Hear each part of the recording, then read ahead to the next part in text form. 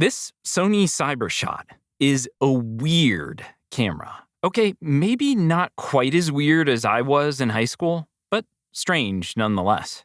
Oh, and speaking of my ill-fated high school years, this camera was actually released my senior year of high school in 2003, making it a true vintage digital camera. Does that make me vintage too? Back to the camera. This puppy was released as a top-tier bridge camera at a staggering price of $1,200 US, which is the equivalent of a little north of a $2,000 price point in today's inflation-ridden dollar. Yikes. I know, you're asking, what's it go for today? $5,000, $10,000, $20,000? Did it appreciate like a masterpiece work of art? No, it's depreciated a lot. It's maybe 100 to 150 on the used market right now. Now you're saying, wait.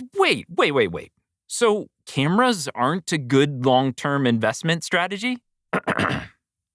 This Sony DSC f828 has some really neat features that, when you group as a whole, make this a distinctive, unique, and yes, weird camera.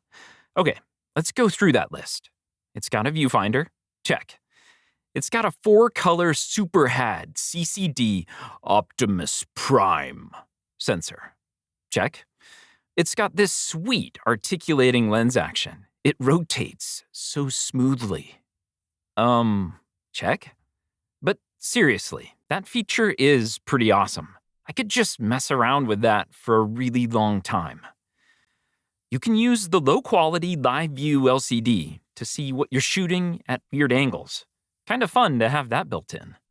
It's got Hologram AF, which stands for hologram as hologram autofocus. So this is actually pretty cool. There's a laser emitter on the front, just below the flash, that splits into a grid pattern and allows the camera to more effectively adjust to the subject and ensure it's in focus.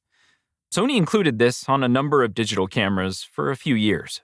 This camera also has a really nifty trick, where if you put a magnet on the side of the camera, illustrated like this, you're actually able to shoot infrared with it after you adjust a few things in the menu.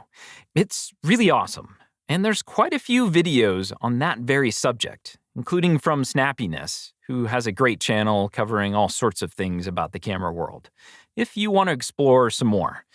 And get yourself down the rabbit hole of IR photography, which I have, many times. And perhaps the biggest feature that everyone clamors for, that everyone talks about, is the video quality. The video quality of this camera is simply sublime. Recording at a stunning 640 pixels by 480 pixels. That's just north of 300,000 total pixels. Lots of dots, right? Well, 4K recording is going to be more than 8 million. That's millions of more pixels. So maybe not the video capability after all. But it's still retro and kind of fun to play around with. The actual true highlight of this camera, in my opinion, is its lens. It's a Zeiss Vario Sonar T f2 to 2.8 lens.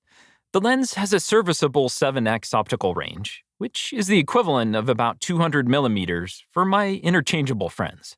Because of its aperture of f2 to 2.8, it lets a lot of light in, rendering it to be a super effective camera to use, and rather pleasing to the eye for the final pictures taken.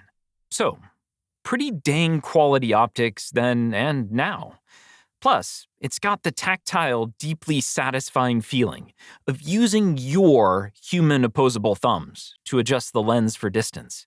Plus, having a manual focus wheel directly behind it is a nice touch.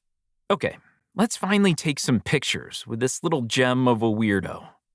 It's blazing hot here in the summer in southwestern Arizona. We're in the desert. We don't get a lot of rain, and the high temperatures in the summer can reach 115 degrees Fahrenheit. Yet life miraculously survives. We actually had a wild javelina troop come through last night. They look like wild boars or pigs, and root out a cactus in our front yard that had been there for 4 years. He was really just minding his own business. Rest in peace, little prickly pear buddy. It's known as a bunny ears cactus, and one of my favorite pricklies. The color reproduction of this camera is quite good, and it shoots in RAW too, if you want it to work in RAW. It can overexpose greens a bit, especially this fake grass I've got in my backyard. Xeriscaping, baby. It's fun to shoot with. It does feel a bit awkward in the hand, as the grip feels really light and the lens is on the heavy side. Just feels a bit mismatched, kind of like Ben Affleck and J-Lo. That's all she wrote on this weirdo of a camera. I love me some strange things, and this camera fits the bill. Stay tuned for the next one.